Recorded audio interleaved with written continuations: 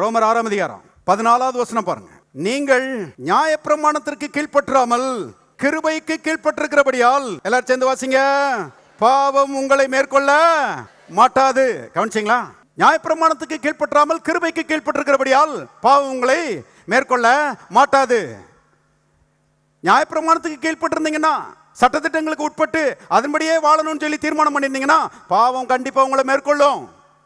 ஆனா கிருபைக்கு கீழ்ப்பட்டிருந்தீர்களானால், இயேசுவின் கல்வாரி சிலுவை விசுவாசிப்பீர்களானால், பாருங்க, தேவனுடைய பலன் உங்களுடைய வாழ்க்கையில் உண்டாயிருக்கும். பாவம் உங்களை மேற்கொள்ள மாட்டாது. கிருபைக்கு கீழ்ப்பட்டிருப்பீர்களானால் பிசாசு உங்களை மேற்கொள்ள மாட்டான். கிருபைக்கு கீழ்ப்பட்டிருப்பீர்களானால் வியாதி உங்களை மேற்கொள்ளாது.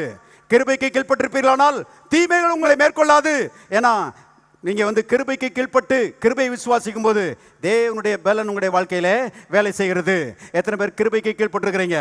எல்லாரும் கரங்களை உயர்த்தி சொல்லுவோம், நான் கிருபைக்கு கீழ்ப்பட்டிருக்கிறபடியால் பாவம், பிசாசு, வியாதி, தரித்திரம் என்னை மேற்கொள்ள மாட்டாது.